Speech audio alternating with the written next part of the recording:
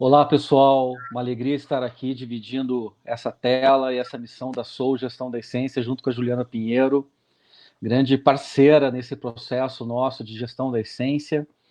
E o tema de hoje, nós vamos falar aí com um pilar e uma essência muito forte da empatia, só que com um título de Cultivando Afeto, Fortalecendo Vínculos, que acredito que cultivar essa questão toda do afeto, dos vínculos, se a gente não tiver a empatia, não tiver a compaixão, não estar com os valores humanos sendo colocados em prática, a gente não consegue.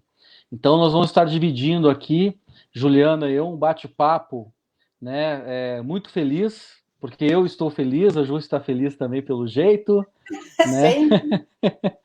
Mas, assim, um momento muito feliz da gente aqui no nas nossas quintas-feiras de live aqui. E eu fiquei responsável, né, por uma escolha que não foi nada democrática, quero deixar isso bem claro, de lançar a PP, a primeira pergunta, né? E a partir dessa primeira pergunta, a gente começar nosso bate-papo, né, Ju?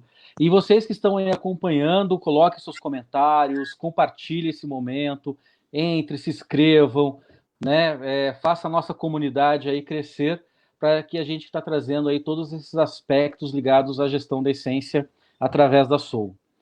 Ju, cultivando afeto, fortalecendo, né, vínculos. Como que você percebe na tua história, né, dentro da neuropsicopedagogia, da pedagogia, trabalhando sempre com comunicação, feedback, como que você percebe que essa questão do afeto e do vínculo entra na formação de nós profissionais? Boa noite. Foi bem, né? Por isso que eu coloquei você para começar, porque tá vendo? Olha que maravilha, olha que começo lindo, olha que espetáculo. Então, quando a gente pensou em falar sobre isso, né, eu acho que é uma das práticas que a gente vivencia muito, principalmente nessa área da educação, é realmente a questão do vínculo. Desde que a gente entra lá na formação, se coloca que para ser um bom professor, para que seu aluno aprenda, você tem que criar vínculo com o seu aluno. Ele tem que gostar de você, ele tem que vincular com você para ele aprender. Mas o que seria isso, né? O que é, como você vai fazer para esse aluno criar um vínculo com você? Porque a gente coloca muito essa questão de, mas o aluno precisa criar um vínculo. Tá, você também é professor de graduação, de pós-graduação. A gente consegue criar vínculo com todos os nossos alunos? Não. Porque como que a gente faz para criar esse vínculo? Né? E aí, uma das coisas que eu acho que é muito importante que o professor precisa desenvolver é exatamente o que a gente estava falando da empatia. A empatia que entra aí como uma ferramenta para o docente para ele conseguir buscar esse aluno e trazê-lo para ele.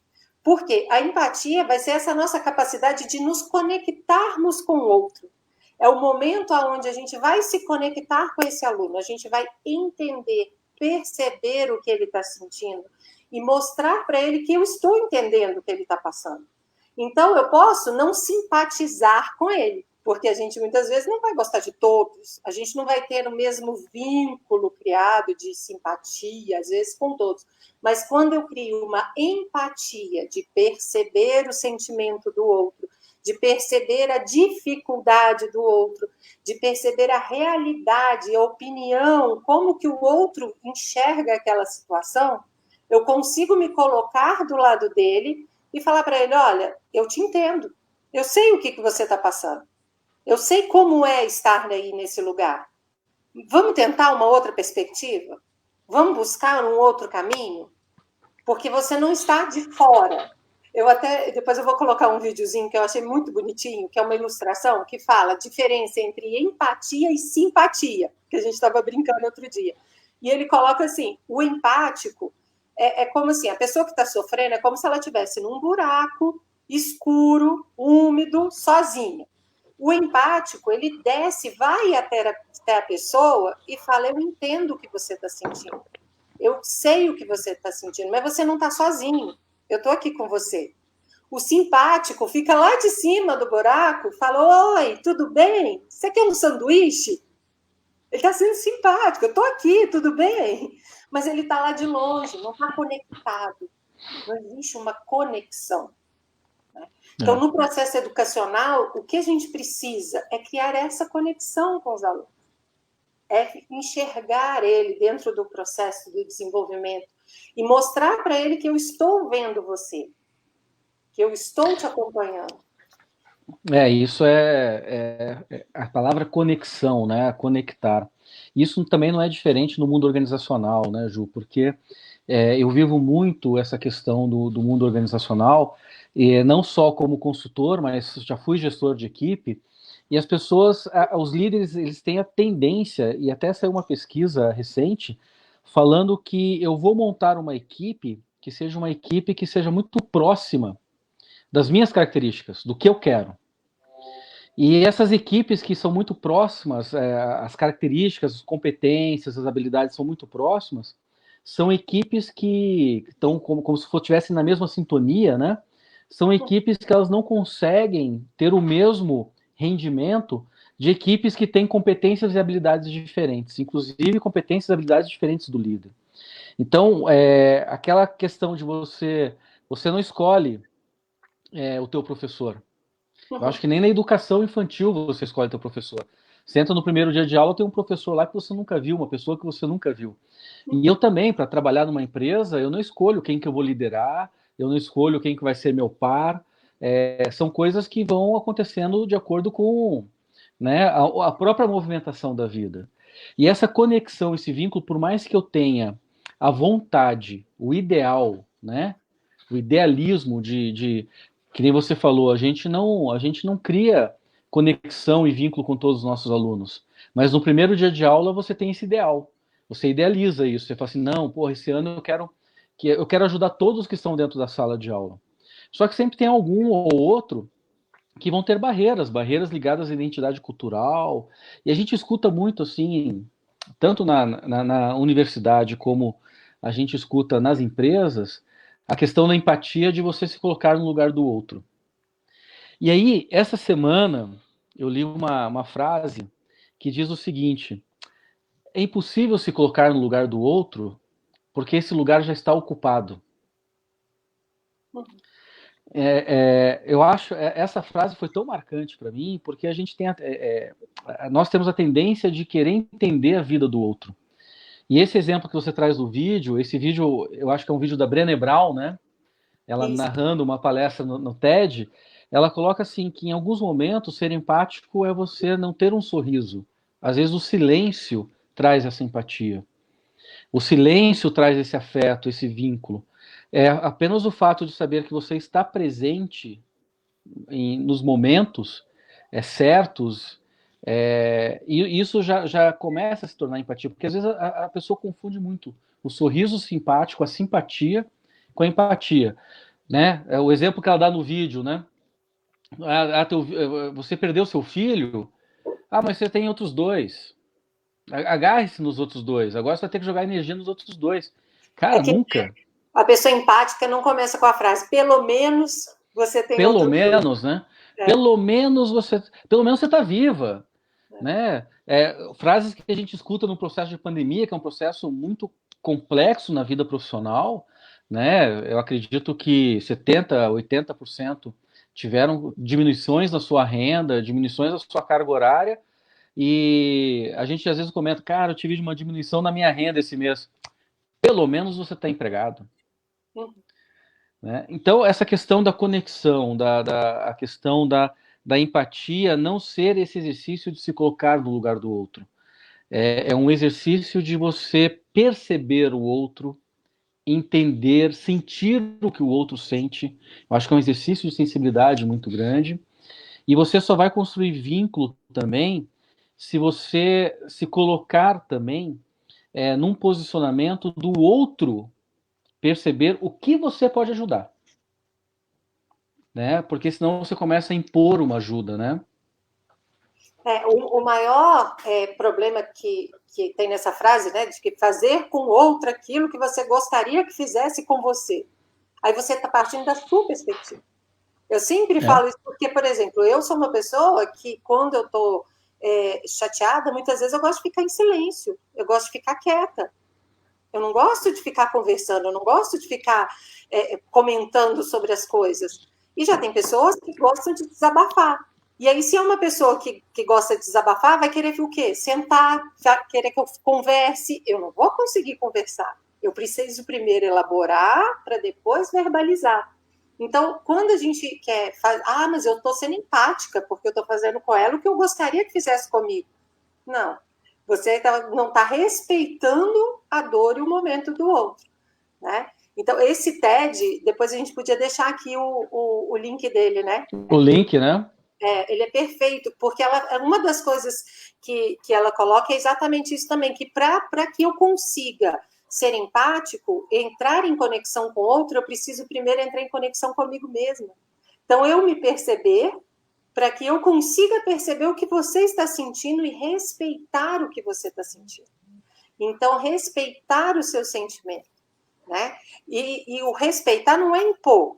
O outro não tem que concordar com você e nem você concordar com o outro.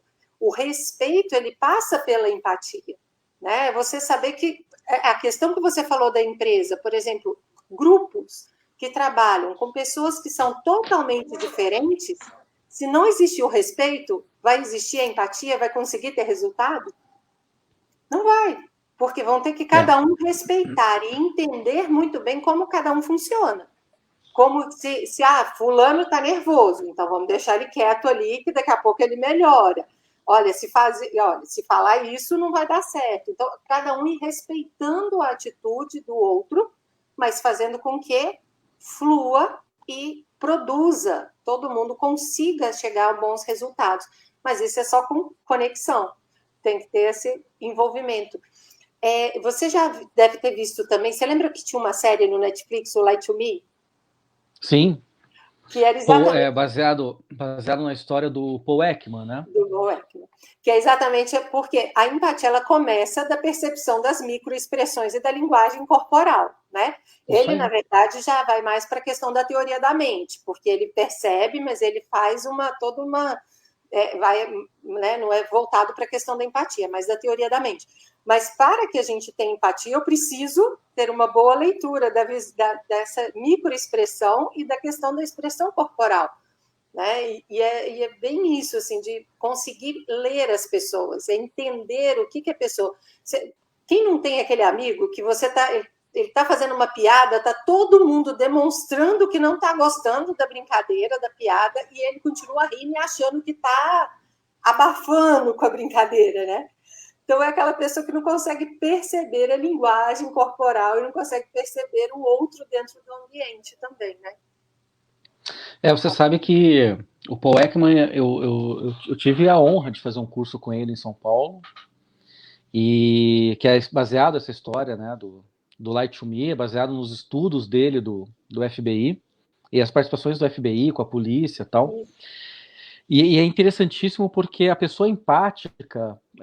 você sabe que ontem eu estava fazendo um exercício que é assim...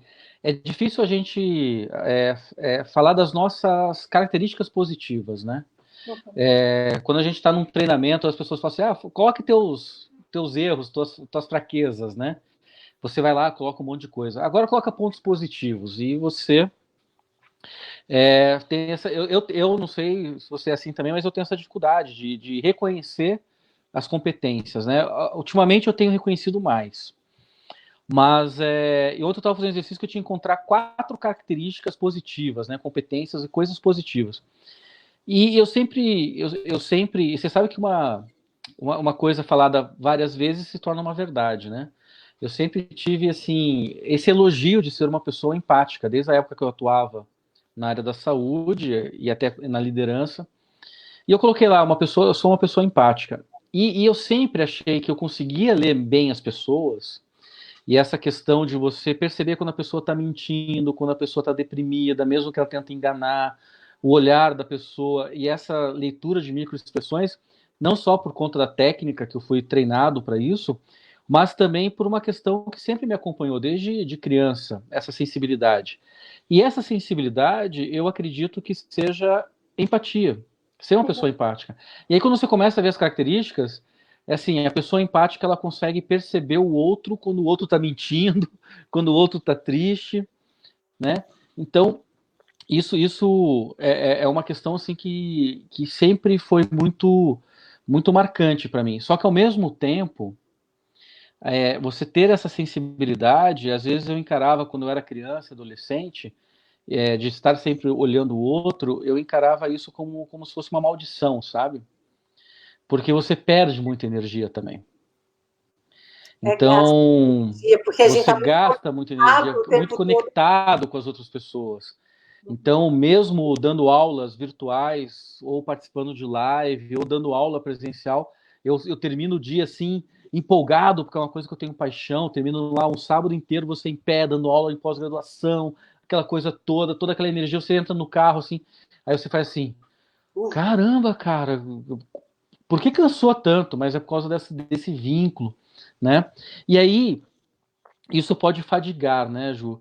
E aí eu gostaria de te perguntar uma coisa.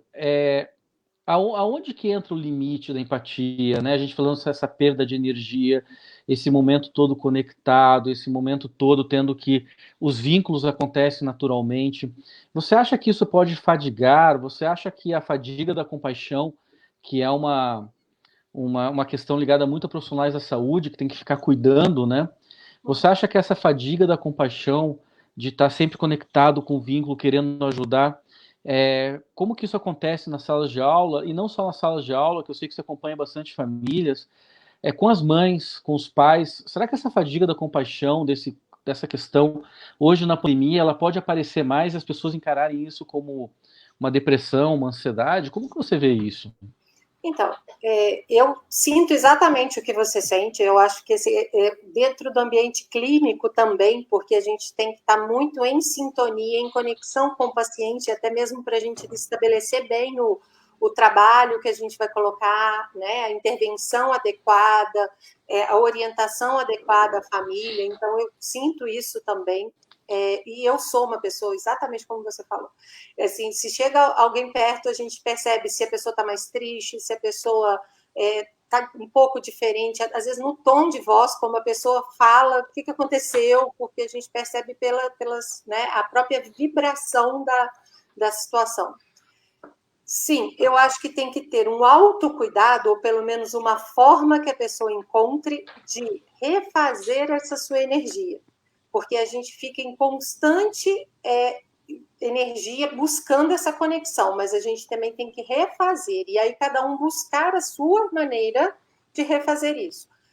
Com várias habilidades, como nós já falamos, assim, a questão do lazer, a espiritualidade, né? As conexões familiares, que são também um bom refúgio para a gente recarregar as nossas energias. E uma outra questão eu acredito muito que quanto mais a gente dá, mais a gente vai receber. Então, sim, a gente fica cansado, mas a gente também recebe muito. Eu acho que o cansaço é quando a gente doa muito em ambientes em que a gente não recebe essa troca.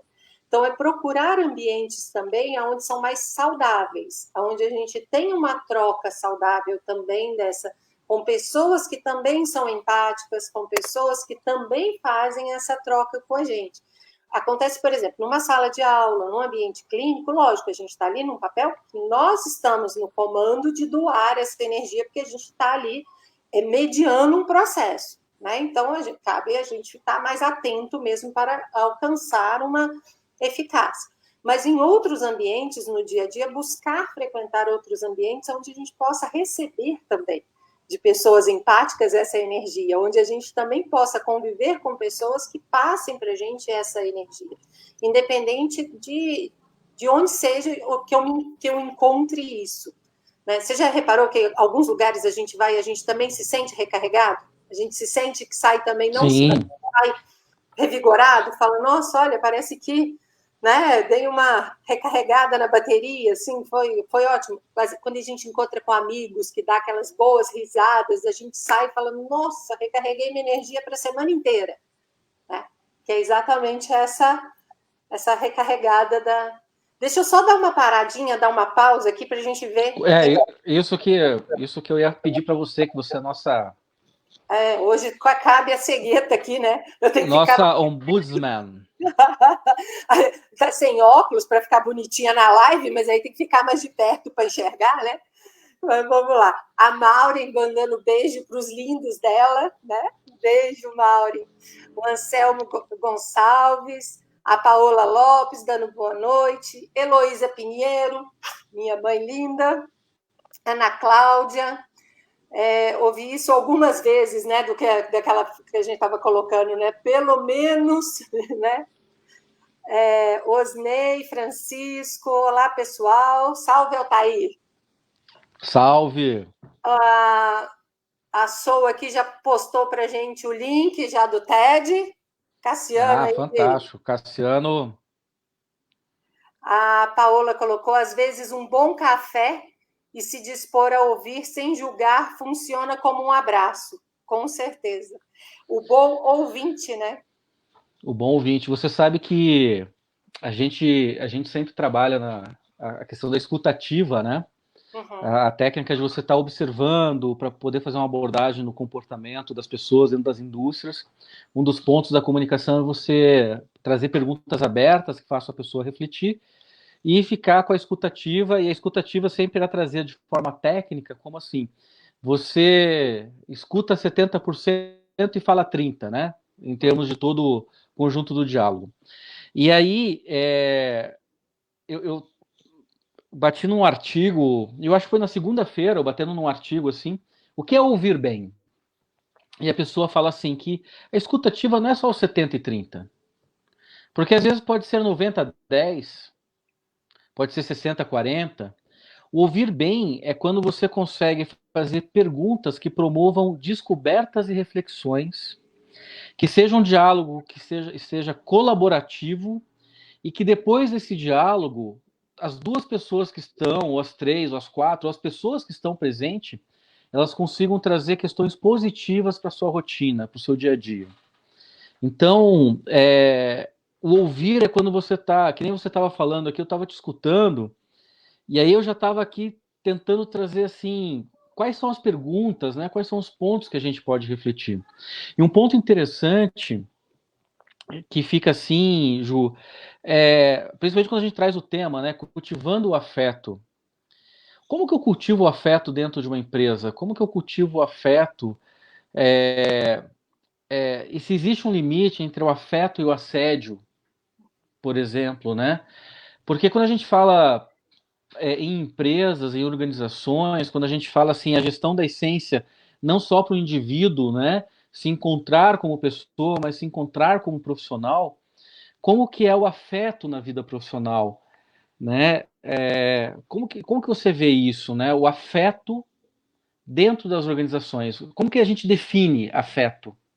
Então, e aí eu vejo muito. Eu sou uma pessoa extremamente afetuosa de maneira fraterna, porque eu vejo assim, para mim, o gostar das pessoas independe de quem é, do que seja. Então, não quer dizer que você gosta de todos.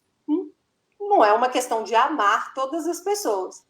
Mas sim, saber relacionar com todas as pessoas, gostar e respeitar, ter afeto pelas pessoas é simplesmente você ter um respeito. Eu vejo muito o afeto como um respeito, como você se relacionar bem com o outro, você desejar o bem para o outro, isso é afeto.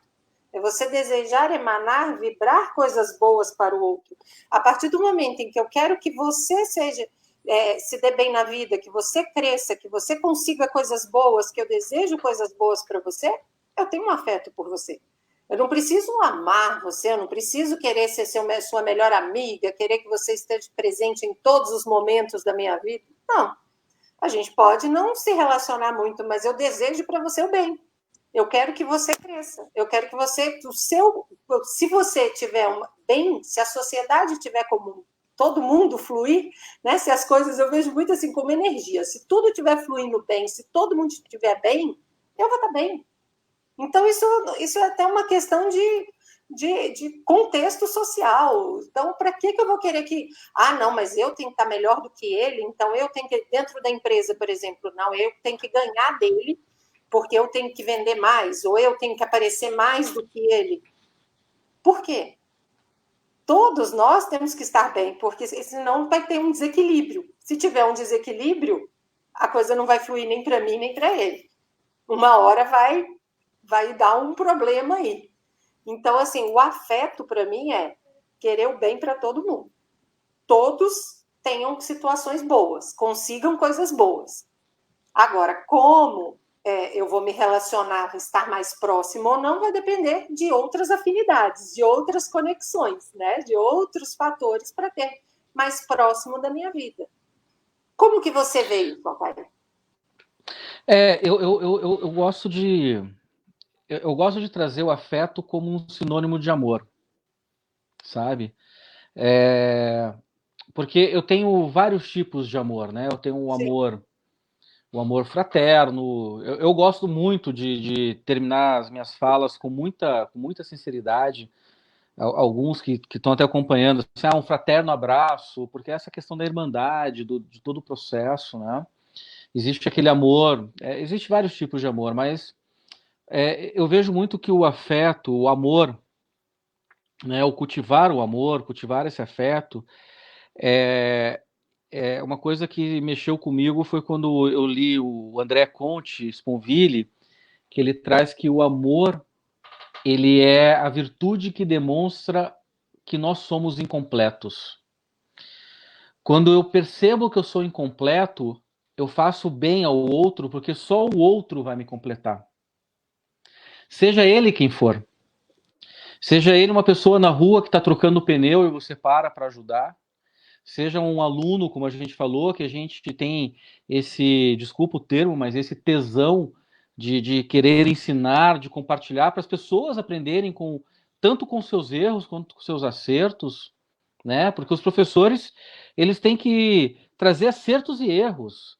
Eu tenho raiva quando o professor ele começa a falar só dos acertos, né? Porque eu sou isso, o meu currículo é isso.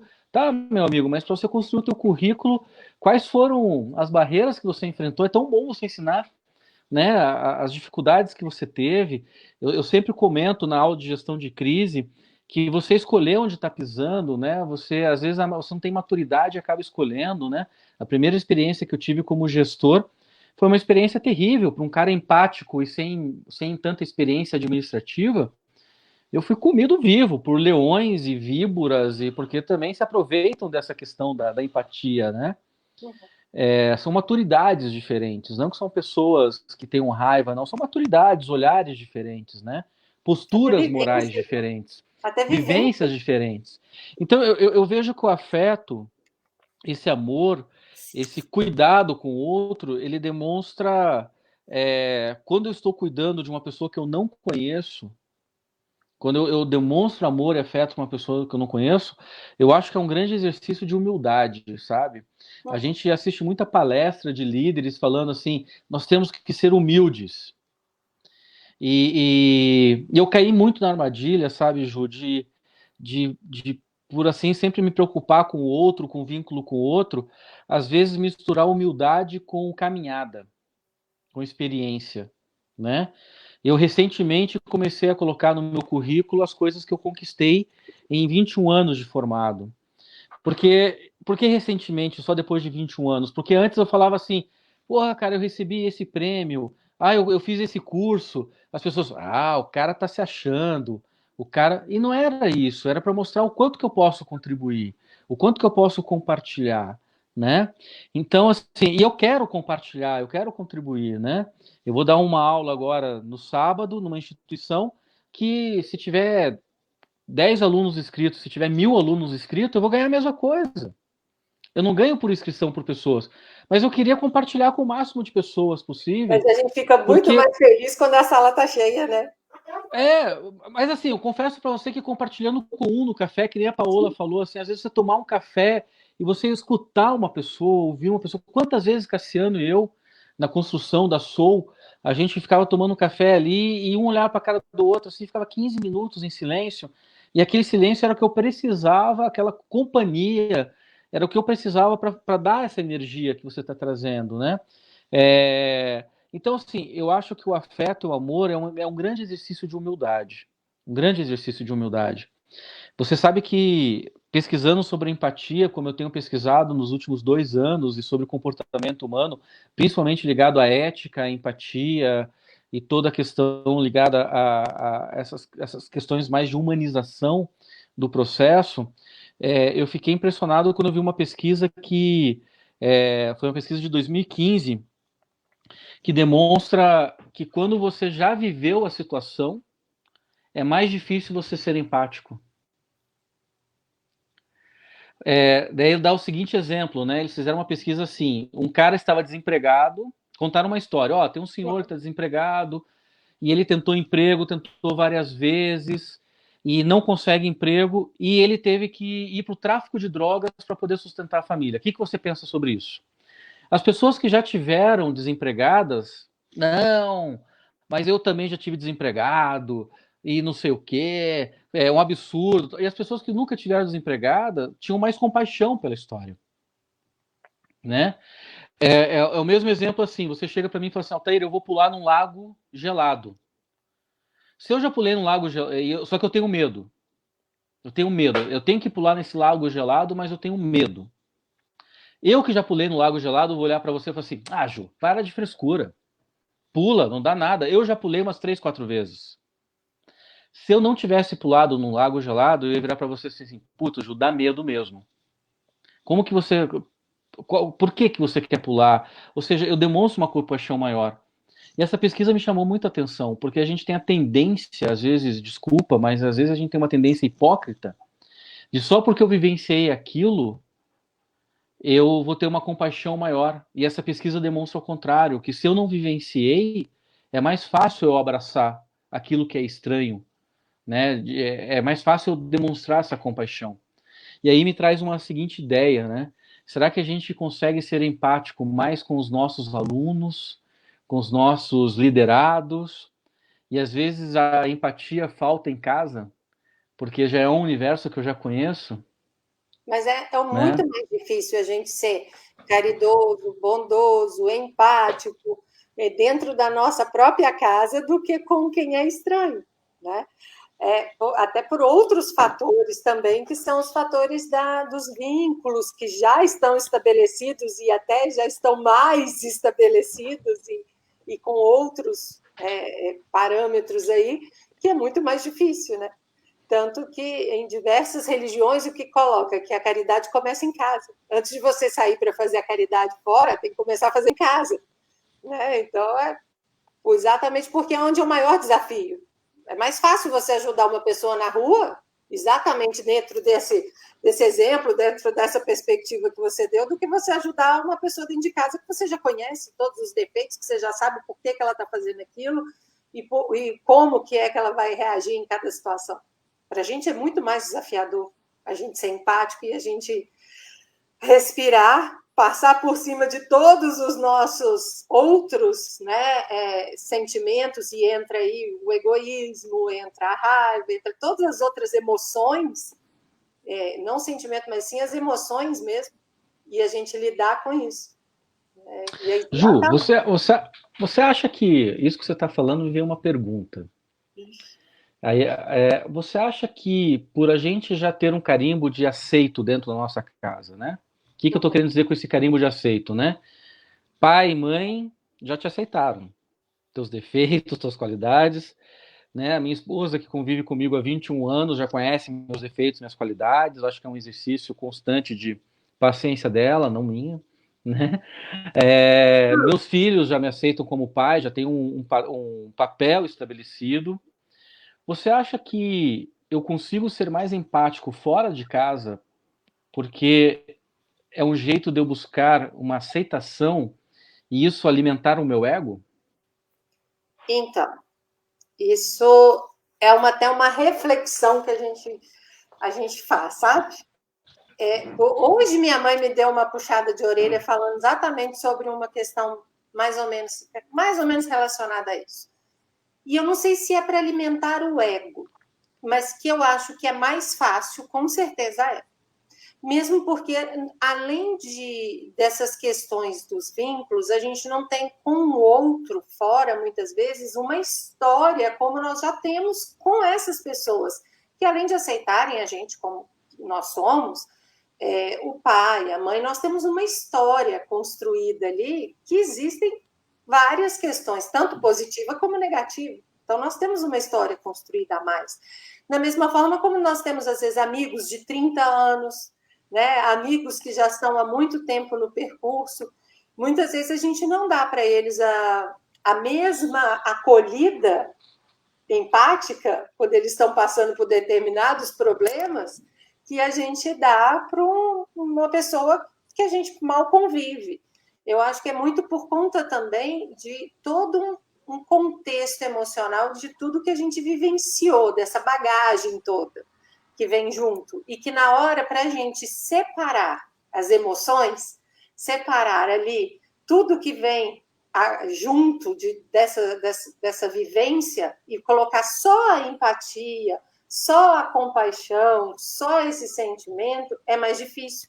Porque, por exemplo, uma pessoa estranha, eu ser empática, vamos voltar, por exemplo, de sala de aula, eu ser empática com um aluno em que eu conheci ali, naquele momento, em que eu estou me conectando com ele, percebo as dificuldades dele, estou me sintonizando com aquela dificuldade, me disponibilizando para ajudar.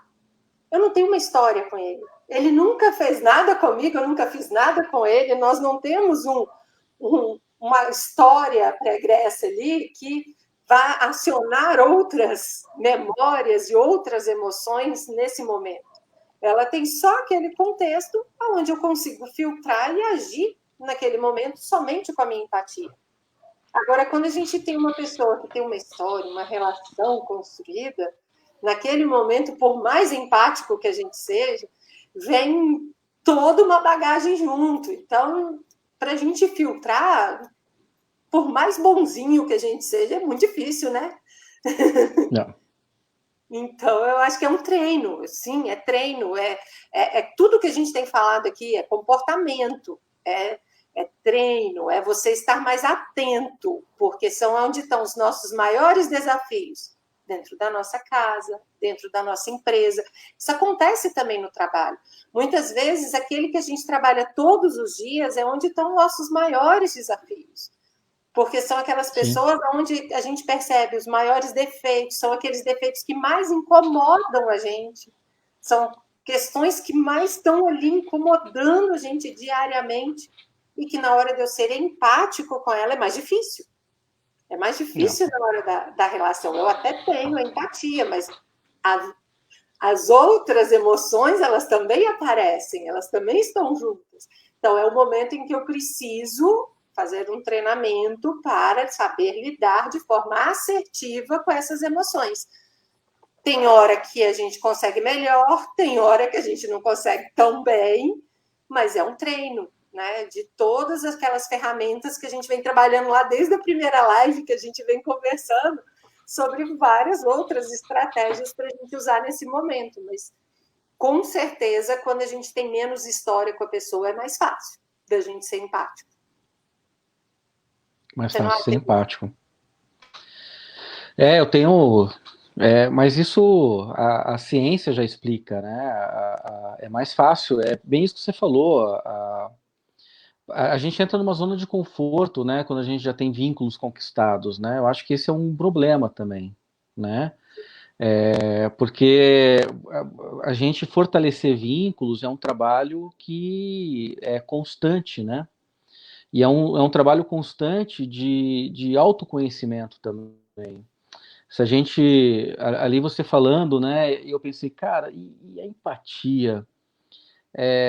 Eu vou nascer com ela, eu vou nascer com essa característica de ser uma pessoa mais sensível, de ter essa questão da empatia. Eu consigo aprender a ser empático, né? Eu preciso de um trauma, por exemplo, para aprender a ser empático, ou seja, eu preciso de uma explosão que me tire da zona de conforto para eu poder cuidar do outro. Por exemplo, eu lembro de um filme, se eu não me engano, com William Hurt, que ele era médico, E ele era um médico que era extremamente tecnicista, super técnico, e ele leva um tiro, eu não sei, não, parece que ele teve um câncer na garganta, uma coisa assim, ou levou um tiro, eu não lembro, porque tem dois filmes, um com Harrison Ford e um com William Hurt, que é a mesma temática. Pessoas que eram de um jeito, e aí tem um grande trauma e elas começam a olhar com mais afeto para as pessoas, com mais solidariedade. Nós temos vários exemplos disso. É que a empatia, Será que eu ela é preciso uma desse característica. trauma? A empatia é uma Oi? característica, né? Ela vem desde o É, bebê. O bebê, normalmente, ele não escuta um neném chorando, ele começa a chorar também. é. Então, assim, mas trabalhar isso, né? Trabalhar essa questão. Será que a gente consegue fazer esse trabalho de forma efetiva? Será que trazendo, assim, por exemplo, técnicas para você fazer a conexão com as suas habilidades sociais, a própria live da semana passada, né? Tu e da Ana falando sobre a meditação, sobre essa conexão, como a gente sai, né? Desse turbilhão e consegue fazer centralizar as forças, centralizar as energias, porque eu acredito que a empatia ela consegue você fazer com que os outros percebam, né, o que está em volta. Eu acho que se a gente for com aquele discurso pseudo-religioso de que todos são irmãos, que a gente tem que se colocar no lugar do outro, né? A gente não consegue fazer isso porque a gente não vai conseguir plantar a sementinha. Eu acho que plantar a sementinha tem uma questão de técnica. E a técnica, para você trazer um espaço mais empático, é a própria técnica da própria observação, de você treinar o teu olho para enxergar o outro, treinar o teu olho para ver essas micros expressões, treinar o teu olho para entender a necessidade do outro, né? Eu lembro de um caso que nós tivemos, eu tinha uma colaboradora que eu liderava, e ela teve um problema familiar, e esse problema familiar, assim, eu passei por ela, vi que ela estava chateada, que todo mundo em volta estava chateado, eu chamei ela na minha sala e falei assim, o que está acontecendo? Ah, está acontecendo X, Y, Z. Beleza. Você consegue vir sábado? Consigo. Então vai embora e vem sábado. Aí o meu líder falou assim, pô, por que você dispensou, cara? Porra, você é muito bonzinho. Eu falei assim, cara, eu não sou bonzinho, eu sou estratégico. Primeiro, ela não vai render nada o serviço dela. Segundo, ela vai, né, fazer com que toda aquela sensibilidade que ela está tendo para um momento difícil, todas as pessoas em volta vão se sensibilizar com isso, o rendimento da equipe vai cair. Eu sei fazer o que ela faz. Eu faço o que ela faz hoje, e quando ela voltar, pronto. Então, esse exercício de entender de forma estratégica o outro, né, de forma estratégica, inclusive dentro de casa, né? Eu fui um cara que sempre foi muito. Contar uma coisa que aconteceu hoje, né? Eu fui um cara que sempre foi muito exigido para. Eu sempre fui muito exigido para chegar em bons resultados, né?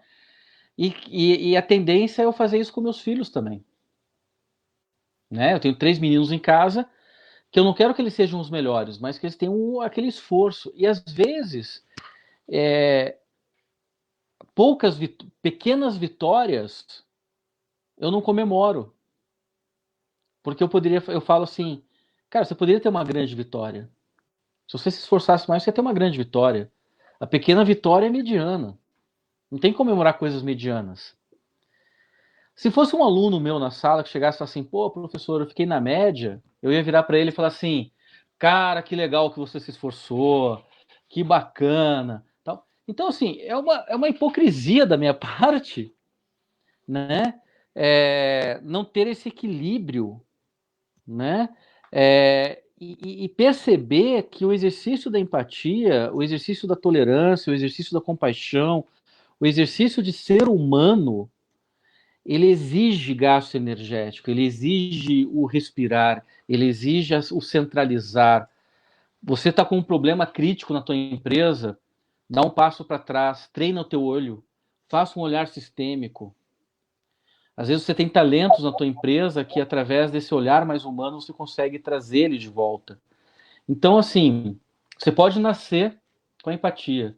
Mas você também pode se tornar uma pessoa empática sem você, ou que você crie afeto, que você fortaleça vínculos, sem precisar de um grande trauma. É Sim. simplesmente E você aí ajustar a visão. ela entra como as outras habilidades socioemocionais, porque todas elas a gente tem essas habilidades, mas não necessariamente a gente tem elas trabalhadas. Então a gente nasce com essa potencialidade, mas não necessariamente com ela desenvolvida. Então é a mesma questão da empatia. A gente pode, sim, nós temos o neurônio espelho que está ali, que ele aprende com a observação. Então, sim, tem até. Eu gosto muito daquelas brincadeiras de se um boceja, o outro boceja. Então, isso é Só treino de da falar bocejar à vontade, né? vontade, porque eu estou percebendo no outro, e aí eu imagino como você vai ficar. Isso é empatia. Só que eu posso ter mais, né, aguçado ou menos, mas como eu vou desenvolver isso e aplicar isso no meu cotidiano, é treino. É treino, da mesma forma que o estar aqui agora, da mesma forma que nós falamos da meditação, da mesma forma que nós falamos do sintonizar o cérebro para as questões, né, boas, enxergar as coisas boas. E tudo isso, se a gente for realmente prestar atenção, tudo isso vai estar junto. Cada habilidade vai complementar a outra e uma vai reforçar para que eu consiga fazer melhor a outra. Então, quanto mais eu estou no aqui e agora, quanto mais eu sou positiva, quanto mais eu treino a minha assertividade, o meu autocontrole, mais empático eu vou conseguir ser. Quanto mais empático, mais eu consigo ser controlado, ter o meu autocontrole. Então, uma habilidade complementa a outra e auxilia para que eu consiga desenvolver mais a outra. Né? Então, uma vai complementando.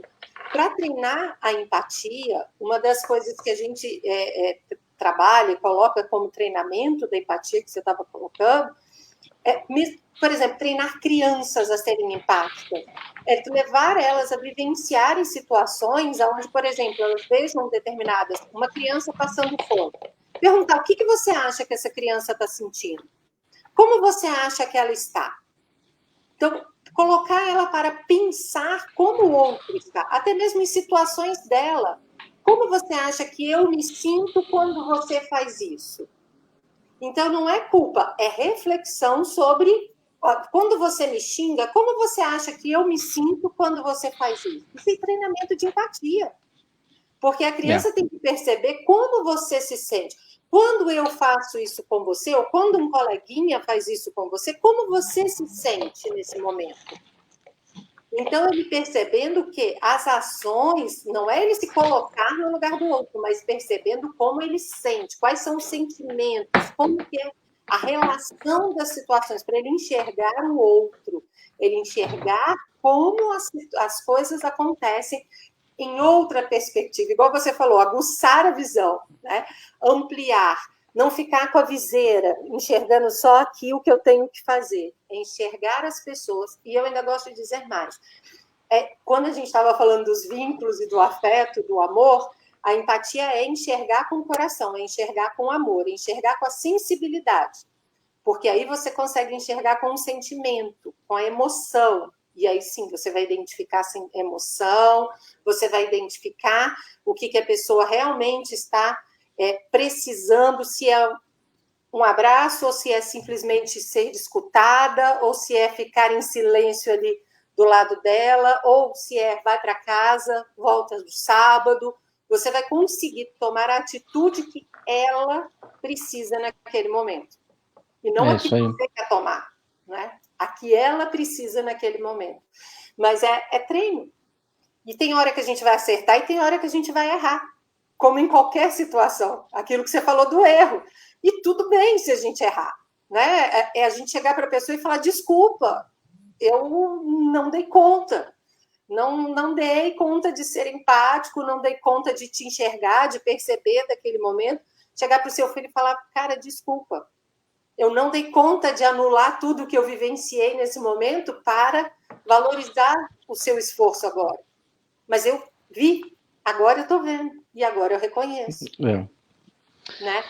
Brené Brown, né? De novo, a coragem de ser imperfeito. Isso. Né? Então, assim, eu acho que o que eu mais gosto de habilidade socioemocional, mesmo não sendo psicóloga, mas por ter feito um curso específico de habilidade socioemocional, de estudar comportamento humano, igual você falou, de estudar essa capacidade que nós temos de aprender. Você não nasce e fala assim, você é empático, oh, que lindo, pronto, quem não é, tchau. Não, tudo bem se eu não sou, mas eu posso ser. Igual nós colocamos, nós somos mais empáticos, nós já conseguimos ter um pouco mais de empatia, mas em compensação eu tenho muita dificuldade do mindfulness. Para mim, o estar no aqui e agora, a meditação, é um desafio constante. Entendeu? Então, assim, a gente tem habilidades onde a gente já está um pouco, às vezes, mais, mas tem outras. A Ana já está muito melhor, né, Ana? A Aninha já está lá nas meditações, está lá na nossa frente, anos-luz, né? Então, não, eu, enquanto existir chocolate, eu não vou conseguir meditar nunca. Eu comecei, estou fazendo... 30 segundos meditando, eu estou pensando em chocolate. Em chocolate. 15 minutos, e se durar mais 15 segundos a mais do que esses 30, é bacon. É bacon, chocolate com bacon. Eu acho assim, sabe, Ju, às vezes a gente tem que tomar cuidado também, né? Até peço desculpa que eu estava movimentando a câmera, que eu estava colocando o celular para carregar, né, da nossa live aqui. A gente tem que também tomar cuidado assim com os perigos da empatia, né? Os perigos de você idealizar que você é empático, né? Tem um escritor chamado Paul Bloom, que ele escreveu um livro chamado Contra a Empatia. E eu separei uma frase dele aqui que diz assim, que a empatia praticamente só acontece entre pessoas que têm afinidades emocionais. Isso nos afasta daqueles que cresceram em outras realidades. Então, a gente cultivar afeto, fortalecer vínculos, essa questão da empatia, ela, com as pessoas que estão longe, que não vivem a minha realidade. Aí tem um cara que faz uma seguinte provocação, né? O Peter Singer, ele é um cara muito provocativo dentro da bioética. Primeiro bioticista a escrever sobre o direito dos animais. E ele começa um livro dele falando o seguinte: você tá andando na rua, tá, Ju? Tá andando na rua e você vê uma criança, você sabe nadar, tá? Você vê uma criança de 5, 6 anos se afogando num rio que passa do lado da tua casa. Você pula para salvar essa criança? Se eu pulo, aquele extremo, né? Olha, eu pulo. Na hora que você vai pensar na calça jeans, na roupa que você tá? Não vou. Eu pulo. Não vai. Eu tenho cada história que se minha mãe começar a contar aqui, eu com 15 anos fiquei de castigo porque entrei na frente de uma briga com faca. Então, essa é a realidade que você está vivendo. Então, assim, ó, você está andando na rua e você hoje, eu também, se eu estivesse vendo uma criança, eu não ia pensar na minha camisa, na minha calça jeans, eu ia pular. Aí o Peter Singer ele faz o seguinte questionamento, né? Hoje, várias crianças morrem com falta de água na África. Por que você não ajuda elas? Sim. Exatamente porque não tá vendo, né? Aquela questão não está aqui na nossa realidade, a gente não está vendo. E a gente fala de globalização, a gente fala que a gente vive num universo único, numa terra única, somos apenas uma família. Então o Paul Bloom ele tem razão quando ele fala que é mais fácil ser empático quando está próximo da minha realidade. Se não faz parte da minha realidade, eu não vou ser empático. No máximo eu vou ficar chocado com uma foto e bola para frente, meu amigo. Vamos em frente. E às vezes doar um dinheiro para o Médicos Sem Fronteiras, por exemplo, é mais barato do que aquela calça jeans que eu não vou me preocupar se eu tiver que pular na água. Né? Mas aí depende, né? Tem outras questões ali envolvidas. Mas o que acontece é o seguinte: eu entendo essa questão de quando a gente está vendo, é mais fácil do que quando a gente está ali no né, no escondido. No longe, né? Do que está longe, né? Do que quando as coisas estão longe. Olha, tem um monte de recado, tem um monte de comentário aqui. Vamos lá, vamos ver os comentários para a gente. O que você acha da gente finalizar com os comentários? Analisando os comentários. Porque tem um monte de comentário e nós já estamos partindo para 1 hora, né? Isso. E eu nem sei onde eu parei, gente. Se eu esquecer de alguém, eu vou falar, eu vou ver que passa. Eu sou péssima nisso, mas eu vou passar aqui. O Osney comentou, falando do TED, a Ju falando, minhas alunas aqui, estou adorando. A Taninha está aqui também com a gente.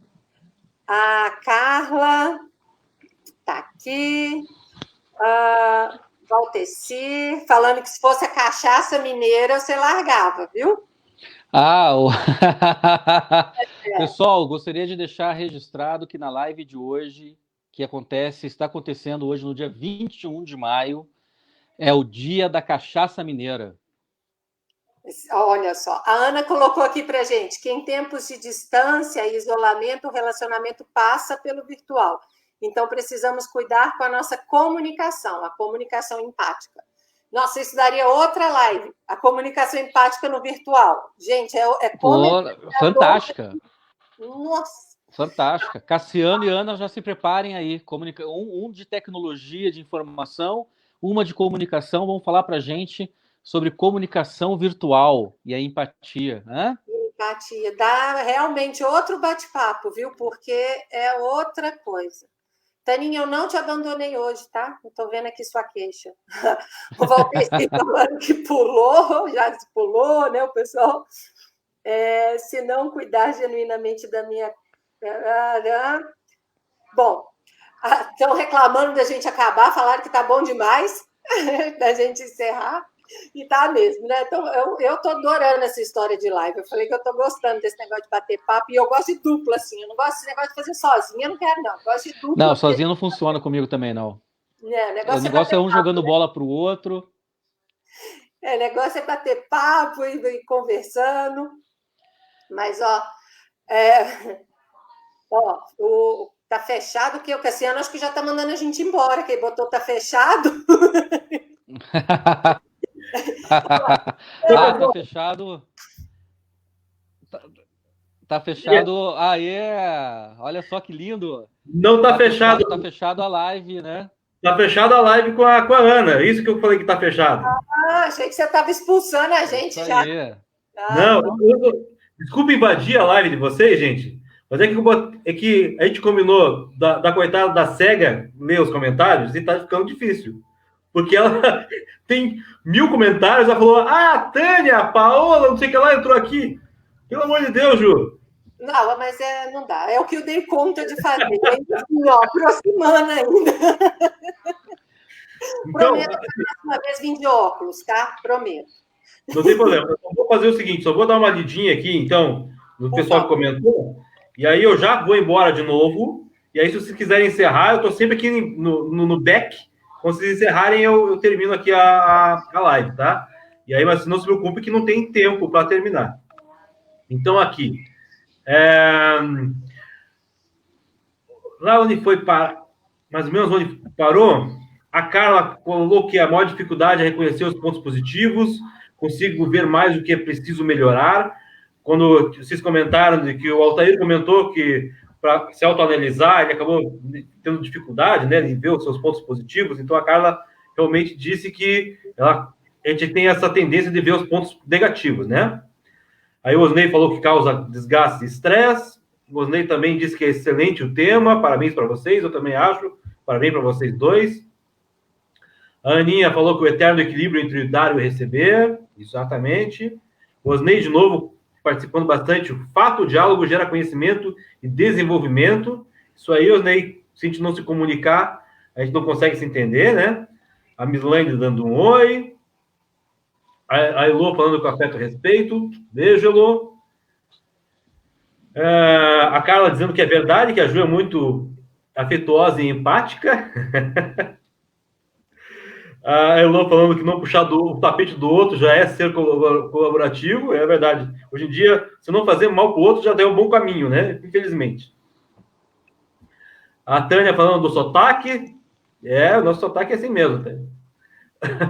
O Osnei falando que os japoneses analisam os erros como formas de melhorias. É isso aí, né, Altair? É interessante ter essa mente aberta. A gente entra muito nesse assunto quando a gente fala de mente aberta e fechada. Fala também que a melhoria contínua, Kaizen, só poderá ser realizada com o reconhecimento daquilo que não deu certo. Exatamente. A Ana falando que faz todo sentido a pesquisa que você comentou, Altair. Pois é, bem que eu tive que assumir aqui, Ju. Tipo, comentário pra caramba. A Juliana Oliveira dizendo que a Ju Pinheiro é demais. A Elô falando que tudo é treino, comportamentos aprendidos. Sim, não existe comportamento sem reforçadores, diz a Juliana também. A Juliana Oliveira, excelente colocação da Ju, também tem bastante participação. A Fernanda Carvalho dizendo perfeito, Ju. Beijo, Fer, também para você. Acho que ficou perfeito, Ju, quando você estava falando do negócio dos tipos de amor. A Elô falou que até largar o chocolate com bacon também é treino. A Ana, então, já falando do distanciamento e isolamento relacionado do virtual, já combinamos, então, fazendo, não a semana que vem, que já tem uma... Semana que vem já é o Altair e a Ana, então na outra a gente faz a eu e a Ana. A Ana falando que o povo da casa dela não concorda que ela é zen porque ela faz meditação, e eu nem estou na casa dela, mas eu também não concordo, não. Você não vai. O Valtencir Peixoto dizendo que é fã de você, Altair. O Peixoto. E é isso aí. Então, já li os comentários. Até mais, pessoal. Continue com a live de vocês. Obrigada, meu óculos. Obrigada pela participação. Que vexame, hein? A idade pesa mesmo, o trem.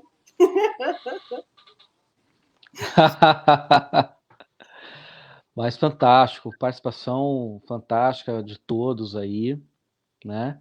Eu acho que realmente é um tema que ele é muito necessário hoje, a gente não só discutir essa parte poética, né, Ju, da empatia, que às vezes a gente vê muito, né, empatia, afeto, mas a gente discutir as nossas dificuldades, né?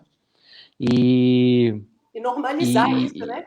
Que é normal ter dificuldade, faz parte as dificuldades, porque como que eu trago isso para a rotina, para o dia a dia,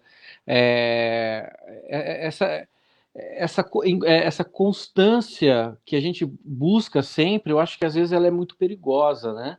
A gente não entender as pequenas variações que às vezes o dia, as épocas, as nossas a nossa própria vivências, né? Elas têm, né? Nesse processo.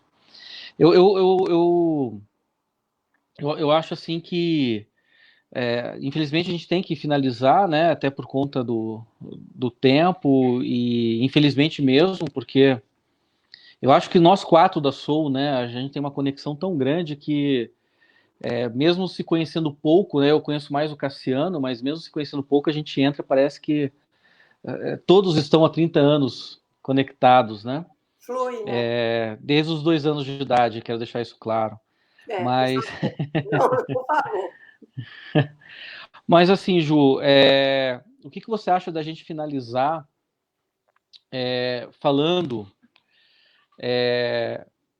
do que o momento da nossa vida que a empatia ela foi fundamental e como que nos ajudou? O que você acha disso? Acho perfeito. Quer começar ou quer que eu comece? Pode começar, que eu estou aqui adorando ver você falar. Então, eu acho assim, eu tive vários momentos na minha vida que eu posso, acho que lembrar em que essa característica do ser empática me ajudou e foi fundamental para mim em várias situações. Mas, assim, eu posso dizer, quando você me perguntou, a primeira coisa que veio na minha mente foi uma situação de logo que eu me formei, na verdade eu nem tinha formado, eu estava fazendo estágio ainda, tá? Eu estava fazendo estágio de pedagogia numa escola italiana, e eu tinha, quem me conhece já sabe dessa história, que eu já contei várias vezes na minha família. Eu tinha um aluno em que, quando eu entrei na minha sala, ele estava entrando em padrão de comportamento, ele estava com uma crise, batendo a cabecinha na parede, e ele se mordia e se batia todo. Isso, né, alguns anos atrás, não se falava muito em diagnóstico, em nada, então não se tinha. O que eles consideravam na escola é que ele era mal educado. Ele era uma criança mal educada, que não podiam chamar a atenção dele, que ele dava chilique. Era exatamente isso que era trabalhado. E eu olhava para ele e eu sentia que ele estava sofrendo. Eu sentia que... Eu falei, não é, ele não é mal educado, ele está sofrendo. Isso é um processo muito além disso. E durante o tempo todo que eu estive na escola fazendo estágio, eu conseguia atuar sem ter o conhecimento pedagógico, porque na faculdade, na época, não se ensinava nada sobre isso, a gente nem tinha educação especial na faculdade. Eu conseguia fazer contenção, eu conseguia aproximar dele, eu conseguia lidar com ele de uma maneira que, aos poucos, eu consegui conectar com ele. E era uma coisa incrível. Eu falo, eu me arrepio até hoje. E eu tenho um bilhetinho que ele escreveu para mim, eu tenho guardado numa caixinha minha de recordação, que ele escreveu assim: pisa de mansinho no meu coração. Mas pisa era como se fosse assim, pisa, mas entra e não sai não. Era uma coisa assim, sabe? Que ele escreveu. E eu nunca mais esqueci. Para os diretores da escola, eu passava a mão na cabeça dele. Eu era uma que protegia, era aquela que, igual você falou, era uma que eu não estava educando ele, né? Não estava fazendo o meu papel. Só que nós tivemos avanços gigantescos, porque eu consegui ser empática de perceber, de sentir o que ele estava sentindo, e ir aos poucos. Eu brinco que era como se fosse uma dança. Eu via um comportamento dele, eu conseguia sentir o comportamento, fazia o meu. Aí ele fazia outro, eu percebia o que ele estava, aí eu fazia o meu. Então a gente ia agindo de acordo com o que ele vinha, até eu conseguir dominar a situação e realmente agir com ele e conseguir ter um comportamento onde ele me permitisse estar com ele, né? Que foi quando ele escreveu o bilhetinho e tal.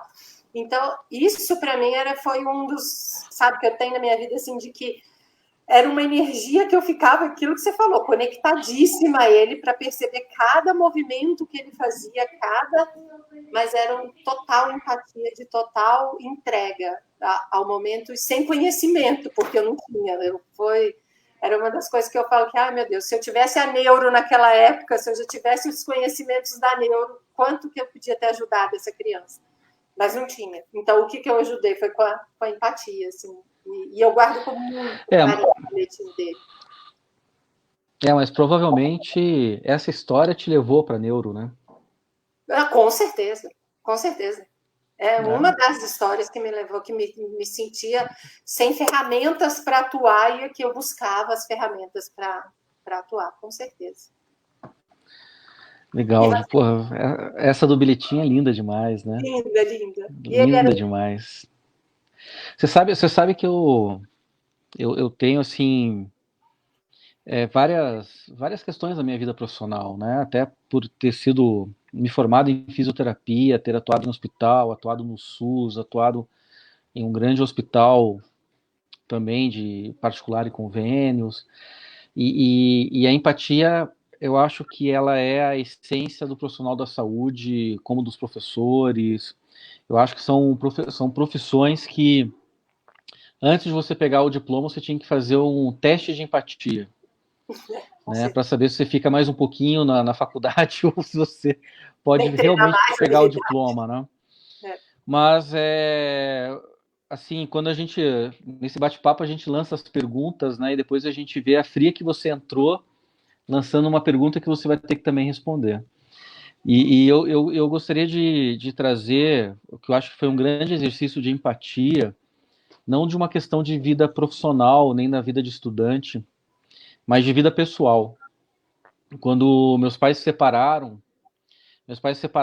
ficaram de 18 a 20 anos separados, mas sempre em contato, tudo, e se eu não me engano, há uns 4, 5 anos atrás, eles voltaram, né?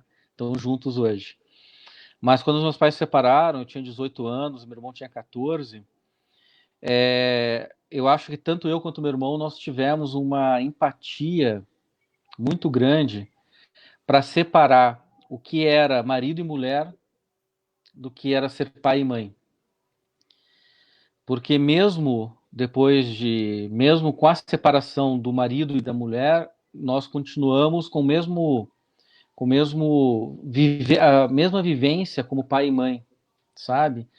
Então a gente não ficou contra meu pai, nem contra minha mãe, nem a favor de um, não, a gente continuou vivendo esse processo.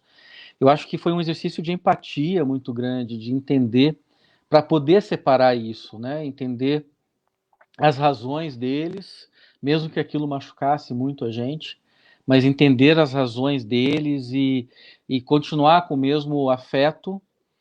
E acredito que, como toda família tem seus altos e baixos, né, faz parte desse processo, a tua tem, a minha tem, a do Cássio, da Ana, de todo mundo que está nos assistindo. Eu acho que foi um momento que a gente teve que realmente, né, conectar afetos e fortalecer vínculos, sabe? Porque senão a gente teria perdido momentos, né? Por frustrações, por raiva, por angústias, por todos os traumas que um lar que traz a questão da separação, né? Então acho que foi um exercício assim que a empatia, tanto minha como do meu irmão, no dia que meu pai saiu de casa, a gente ia à noite lá no hotel que ele foi se hospedar para saber se estava bem, se estava bem instalado, e dar todo o suporte para minha mãe. Eu e meu irmão ficamos morando com a minha mãe. Então, assim, eu acho que é isso. Eu acho que o vínculo que você fortaleceu com esse aluno, ele te ajuda a fortalecer vínculos com outros alunos que não têm nenhum sintoma neurológico, nenhuma síndrome, nenhum sinal de algum distúrbio, né, ou alguma patologia neurológica.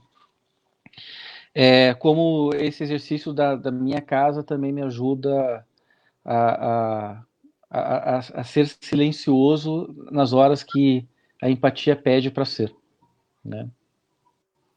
Muito bem. Olha, eu fiquei muito feliz. Primeiro, para a gente encerrar, eu queria agradecer muito a participação, que está assim, eu não vou conseguir ler de novo, porque senão eu vou pagar mico, mas eu estou vendo só o trocinho subir aqui. A próxima vez, Cassiano, você deixa com quem tem óculos para ler os comentários. Por favor, né? Mas assim, eu só estou vendo o trem subir. Ah lá, o Cássio vai entrar. Peraí, Cássio, antes de você entrar, deixa eu só agradecer de coração, assim, todo mundo que entrou, que participou. Essa participação faz com que a gente fique mais feliz ainda de estar aqui, né, Altos? De estar compartilhando um pouquinho do que a gente estuda, um pouquinho do que a gente vivencia, do que a gente tenta trazer e compartilhar mesmo. Então, assim, ver o pessoal participando, ver todo mundo comentando, e assim, vendo a família da gente junto, vendo os alunos, os amigos da gente, isso é muito gostoso, assim, da gente ver. E pessoas que a gente sabe que estão acompanhando também a SOU, que estão aprendendo com a gente, que estão ensinando a gente no processo, que isso é muito gostoso. E um agradecimento especial, que o meu irmão está aqui, e não só ele, tem participação dos Estados Unidos e Canadá. Olha, eu vim com a blusinha de camarim em homenagem ao meu irmão, e eu vi que tinha participação Estados Unidos e Canadá. Abriram sala americana e sala canadense, tá? Nós estamos chiquérrimo. Não, fantástico, fantástico. Mas muito obrigada mesmo. E obrigada, Altas, que foi muito bacana, foi muito bom. Legal. Eu também queria agradecer a todos que participaram. Eu não estou vendo quem está participando, né? Eu estou numa sala que eu não consigo, eu consigo só estar junto aqui com o vídeo, junto com a Ju no servidor, não consigo acompanhar o servidor, mas obrigado por vocês estarem com a gente aí 1h15, conversando e a gente refletindo e trocando ideias, e que isso possa ter contribuído para as próprias reflexões de vocês, né?